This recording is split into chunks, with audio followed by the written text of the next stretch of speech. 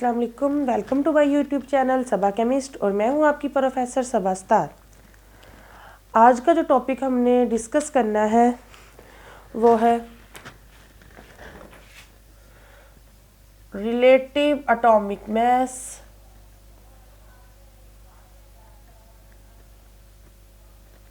And atomic mass unit.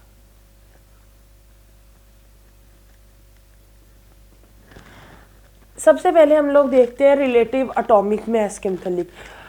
अच्छा ये देखिए, अगर बात आ रही है रिलेटिव एटॉमिक मास, यानी कि रिलेटिव का मतलब क्या होता है कि किसी के साथ कोई रिलेशन बनाना, ठीक हो गया, और उसके मुताबिक एटॉमिक मास मालूम करना।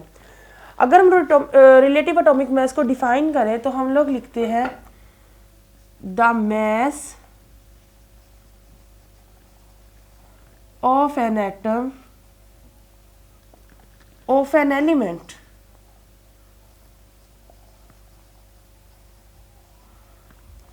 compared with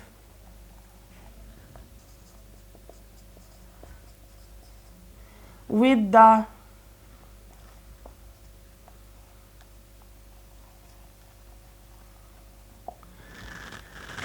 के कार्बन 12 एटम्स के साथ किसी भी एलिमेंट के एटम्स के मास को कंपेयर करके जो हम उस एलिमेंट का, उस एटम का मास मालूम करते हैं, उसको हम लोग रिलेटिव एटॉमिक मास कहते हैं। ठीक है, यानी अगर हम लोग देखें तो हम लोगों ने इधर ये बात की है कि हम लोग कार्बन 12 आइसोटोप यूज़ करते हैं। कार्बन 12 आइसोटोप के आइसोटोप क्या होता है? आइसोटोप जो होता है वो होता है कि जो सेम एटॉमिक नंबर रखे लेकिन डिफरेंट मास नंबर रखता हो। एटॉमिक नंबर सेम हो उनमें और एटॉमिक मास क्या हो, डिफरेंट हो, तो वो आपस में एक दूसरे के वो आइसोटोप्स बन जाती है। जिस तरह कार्बन की बात करें तो कार्बन के 3 आइसोटोप्स है, कार्बन 12, कार्बन 13 और कार्बन 14। इन सब में एटॉमिक नंबर सेम है। एटॉमिक नंबर नीचे वाली साइड पे लिखा जाता है और एटॉमिक मास ऊपर वाली साइड पे। ये C612, ये C613 और ये C614, यानी कि इनमें जो नंबर ऑफ प्रोटॉन्स है वो सेम है, जबकि नंबर ऑफ न्यूट्रॉन्स क्या है, डिफरेंट है। इनकी बुनियाद पर इनको आइसोटोप्स एक दूसरे का कहा जाता है। अब हम लोगों ने ये कहा है कि हम लोग कार्बन 12 के जो एटम्स हैं, मतलब उनके साथ इसको कंपैरिजन करके बनाते हैं। हम लोग सिर्फ और सिर्फ इसको यूज़ करते हैं, ना इसको यूज़ करते हैं और ना इसको यूज़ करते हैं। मोस्टली बात ये है कि ये इन दोनों की निस्बत, इन दोनों कार्बन की निस्बत, आइसोटोप्स की निस्बत, जो कार्बन 12 है ना, ये मोस्ट स्टेबल एटम है। पहली बात तो ये है, और दूसरी बात ये है कि ये नेचर में इन दोनों कार्बन की निस्बत ज़्यादा पाया जाता है। इसलिए हम लोग कार्बन 12 जो ये है ये इस्तेमाल करते हैं रिलेशन के लिए, यानी रिलेटिव के लिए, कंपैरिजन करने के लिए। ठीक है। अच्छा, ये वाला जो सिस्टम था ना, यानी रिलेटिव एटॉमिक मास, ये 18th सेंचुरी में स्टार्ट किया उन्होंने, कि 18th सेंचुरी में उन्होंने, साइंटिस्ट ने ये कहा कि कार्बन 12 के साथ कंपैरिजन करके हम लोग एटम्स के मास को अच्छे से मालूम कर सकते हैं। इससे पहले जो था ना कि वो हाइड्रोजन इस्तेमाल करते थे। हाइड्रोजन का हमें पता है कि 1.008 ग्राम जो इसका होता है, मास होता है, इसके साथ कंपैरिजन करके बनाया, किया जाता था। लेकिन ये जो था ना, इसके फॉल्ट्स थे, इसमें खामियां थी इस सिस्टम में। क्यों? क्योंकि एक तो हाइड्रोजन जो थी वो गैस थी, ठीक हो गया, इसलिए इसके मास के साथ कंपैरिजन करना मुश्किल होता था। इसलिए उन्होंने कहा कि ये वाला जो सिस्टम है ये ठीक नहीं है। उन्होंने कहा कि कोई और हम लोग ढूंढते हैं जो कि इससे ज़्यादा बेनिफिट हमें दे, इससे ज़्यादा इफ़ेक्टिव तरीका हो, जिससे हम लोग किसी भी एटम्स का मास मालूम कर सके। ठीक है, और इस सिलसिले के लिए उन्होंने कार्बन 12 जो है उसको इस्तेमाल किया और उसको रिलेट करके रिलेटिव एटॉमिक मास इसका मालूम किया।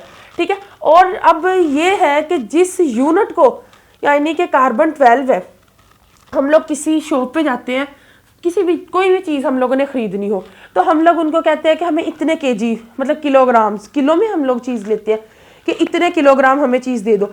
अगर हम लोग शुगर की ही बात करें तो वो शुगर हम लोग जाके कहते हैं किसी शॉपकीपर को कि हमें 1 किलोग्राम शुगर दे दे, ठीक है।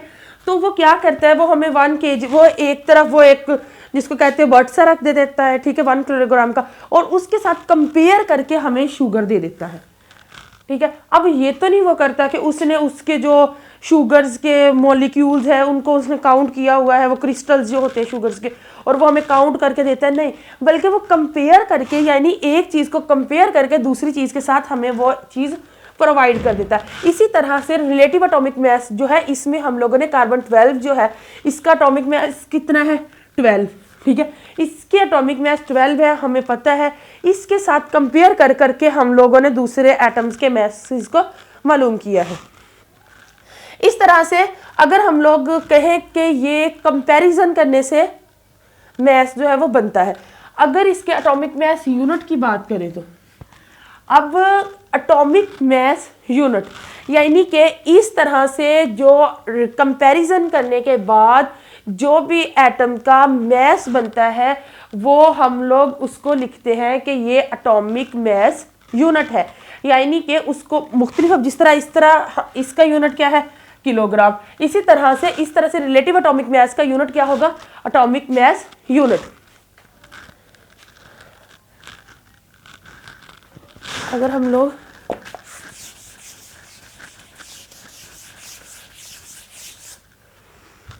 देखें एटॉमिक मास यूनिट क्या कहेंगे हम लोग, the unit in which we express the relative atomic mass is called atomic mass unit. अच्छा, इसको AMU यानी एटॉमिक मास और यूनिट, इसको AMU भी, जिस तरह किलो, ये केजी है, इसका मतलब क्या होता है किलो, और इसका मतलब ग्राम। इस तरह से इसको भी, ये शॉर्ट फॉर्म है AMU, एब्रीवेटेड है किसका, एटॉमिक मास यूनिट का, AMU में इसको एक्सप्रेस करते हैं। इसी तरह से अगर हम लोग देखें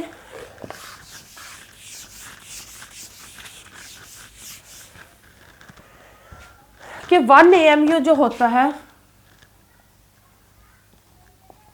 वो 1.66 10⁻⁻24 ग्राम में होता है। अच्छा, हम लोग इसको किलोग्राम में तो बिल्कुल भी नहीं कर सकते कैलकुलेट, क्यों? क्योंकि जो एटम है वो बहुत बहुत बहुत स्मॉल यूनिट है, यानी स्मॉलेस्ट यूनिट है। अगर हम बात करें इस एक डॉट की, इस एक डॉट में भी मिलीनर्स के हिसाब से एटम्स मौजूद होते हैं, और किलोग्राम तो बहुत बड़ा यूनिट है, इसलिए हम लोग कम से कम इस किलोग्राम में तो इसको एक्सप्रेस नहीं कर सकते। अब ये देखें कि हमने एटॉमिक मास यूनिट के 1 एटॉमिक मास यूनिट जो है वो इतने ग्राम मतलब के बराबर है। अभी ये भी देखिए कि ये 10⁻⁻24 कहा, -24, यानी कि इस क्वांटिटी को जब हम लोग 24 टाइम्स, यानी अगर हम लोग देखें इसको 1.66 नीचे 1 2 3 4 5 ये अप टू 24 जीरो लगा के हम लोग जब इसको डिवाइड करते हैं तो वो आंसर जो हमारे पास आता है, बहुत छोटी क्वांटिटी होती है, वो आंसर जो हमारे पास आता है वो 1 AMU के बराबर होता है। ठीक है, ये एक थोड़ा सा कॉन्सेप्ट है कि इसको हम लोग ग्राम में जाहिर तो कर देते हैं, लेकिन साथ ये साइंटिफिक नोटेशन के हिसाब से हम लोग इसको जाहिर कर देते हैं। ये साइंटिफिक नोटेशन होता है कि ये -24 है, यानी इससे हमें ये साबित हो जाता है कि ये बहुत छोटी रकम है।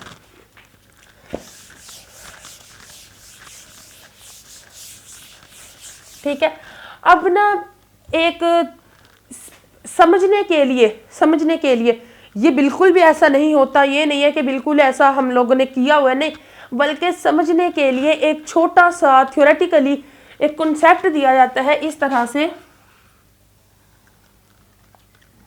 फॉर एग्जाम्पल ये मैं एक कार्बन का एटम ड्रा करती हूँ,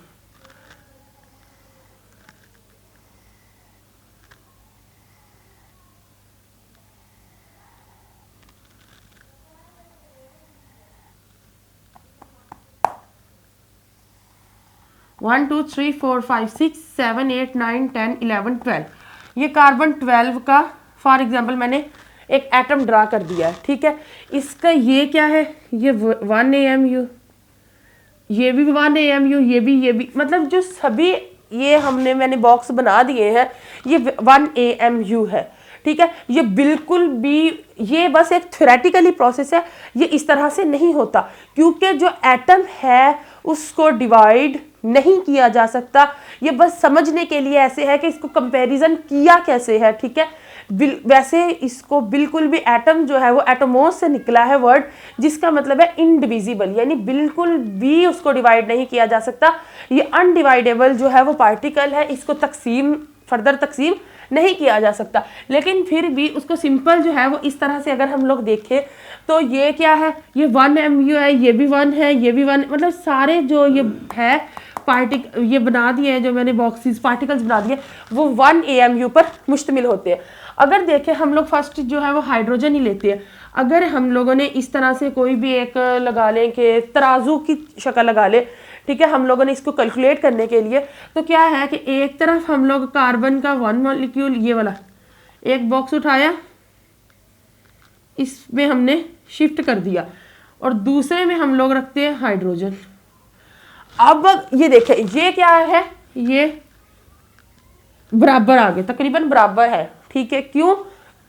क्योंकि इसका भी जो है वो 1.008 ग्राम है, तो ये बराबर आ गए। इसी तरह से अगर हम लोग ज्यादा मतलब जब किसी और मॉलिक्यूल का, ये हमें नहीं मालूम था कि हाइड्रोजन का, हमें मालूम था क्योंकि हाइड्रोजन जो है वो पहले भी इस्तेमाल होती थी, लेकिन अगर हम किसी और मॉलिक्यूल का करें तो हमें नहीं मालूम होता कि ये कितना है, ठीक है। एटम्स का, किसी और एटम्स का जब हम एटॉमिक मास यूनिट मालूम करते हैं तो हमें नहीं मालूम होता, बल्कि हम कंपेयर कर करके उसका मालूम करते हैं। फॉर एग्जाम्पल अगर हम बात करें हीलियम की,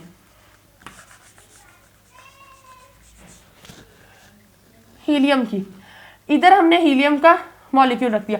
अच्छा, ये हमने एक रखा तो बिल्कुल ऑब्वियसली ये नीचे को था, क्योंकि ये बिल्कुल भी इसके साथ ये इस तरह से लगा ले कि ये वजनी था, ये नीचे को चला गया इसका हीलियम का एटम, और ये ऊपर को था। हमने क्या किया, हमने एक और बॉक्स उठाया, ये वाला, ये इधर रख दिया। अब हीलियम एटम थोड़ा सा ऊपर को गया यहाँ पे, लेकिन फिर भी ये उससे नीचे था। फिर हमने थर्ड एटम उठा के रख दिया, तब भी ये थोड़ा सा ऊपर को गया लेकिन बराबर नहीं आया। फिर हमने फोर्थ एटम उठा के रख दिया, ये एटम कह रही है फोर्थ पार्ट उठा के रख दिया। फिर क्या हुआ, जब हमने फोर्थ पार्ट उठा के रखा तो ये जो हीलियम था ये इसके बिल्कुल बराबर आ गया, ठीक है। इससे ये साबित हुआ कि जो हीलियम का एटॉमिक मास यूनिट है वो कितना है, 4 है, ठीक है। इस तरह से हमने डिफरेंट इनको कंपेयर करते गए, डिफरेंट एलिमेंट्स के जो एटम्स थे उनको कंपेयर करते गए, और हम डिफरेंट एटॉमिक मास यूनिट्स और उनके रिलेटिव एटॉमिक मास मतलब हम लोग डिराइव्ड करते गए, ठीक है। ये था हमारा आज का टॉपिक, रिलेटिव एटॉमिक मास और रिलेटिव एटॉमिक मास यूनिट। अगर इसमें कोई कंफ्यूजन हो तो आप लोग कमेंट सेक्शन में करके पूछ सकते हैं। चैनल को सब्सक्राइब कीजिए और अपना ध्यान रखिएगा। अल्लाह हाफिज़।